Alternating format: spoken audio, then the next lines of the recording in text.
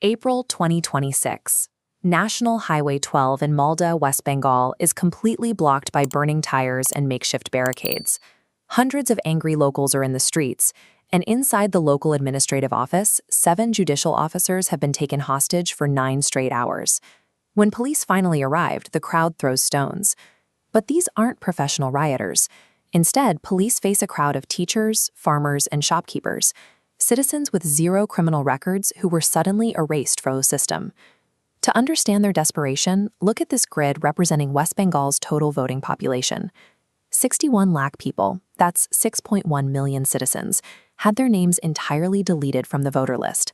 Another 60 lakh were frozen into a brand new, vague category called suspected voters. Statistically, 1 in every 6 voters in the state was targeted. The bureaucratic machinery designed to document and protect the public has instead overwhelmed them, stripping millions of their basic democratic rights. This mass erasure wasn't the work of a panel of judges or election officials. It was an algorithm. A software program conducting a special intensive revision was deployed to scan 7 crore voters, and it was rolled out without any prior testing to see if it actually worked. The software's criteria for suspending citizenship were absurdly fragile. If a clerk spelled Mohammed with a U instead of an O, the system flagged you. If the software calculated an unlikely age gap between a parent and a child, you were immediately moved to the suspected list. In India, legacy government documents are notoriously full of innocent, human clerical errors. A tired official misspelling a last name 20 years ago shouldn't matter, but here, one typo cost people their right to vote. When software built to protect an election misfires on a scale of tens of millions, we have to ask, is this a catastrophic technological glitch, or is the machine doing exactly what it was programmed to do? The government's official justification for the SIR software was national security. They claimed the voter lists were bloated, with illegal immigrants crossing the border, and the software was needed to identify and remove them. But the math tells a different story. This chart visualizes a massive dataset digitized by citizen journalists. If the software hunted illegal crossings, you'd expect high deletions in Muslim border areas. Instead, Raninagar hit barely 0.9%, way below average. The real spike was the Matua community, Hindu Dalit refugees who migrated legally.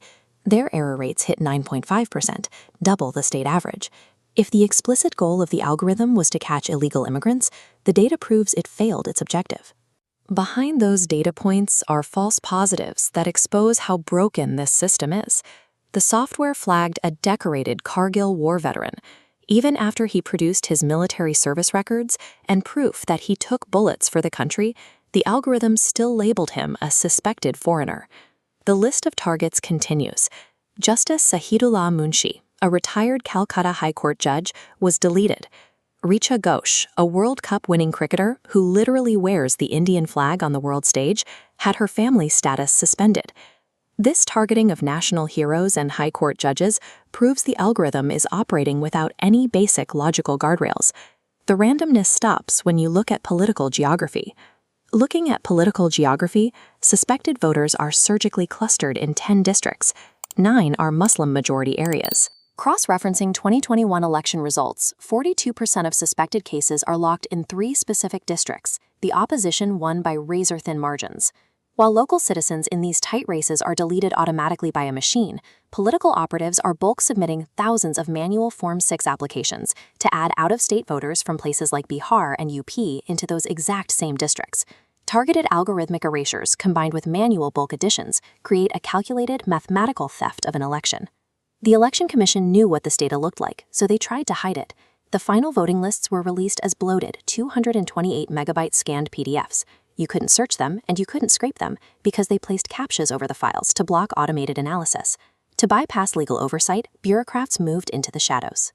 Chief electoral officers were caught issuing orders over informal WhatsApp messages, instructing local officials to mark voters absent and bypassing official written laws. It took a massive effort from citizen journalists to manually process hundreds of files and digitize 35,000 records, finally forcing the truth into the public domain. The institutions explicitly designed to protect the democratic process are instead weaponizing opacity and informal communication to dismantle it. This threat is no longer contained to West Bengal. This specific pattern, algorithmic voter deletions matched with out-of-state bulk additions, has already been trialed during state elections in Delhi and Maharashtra. Meanwhile, the justice system is paralyzed.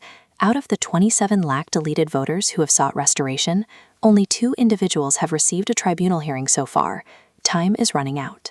If you are a voter, you need to check the Election Commission portal today, or file an offline appeal with your district magistrate to verify your status. As the backlog swells, the Supreme Court is the last line of defense, with the power to compel these tribunal hearings before the election happens. A single line of code and a shadow WhatsApp order quietly stripped millions of their citizenship.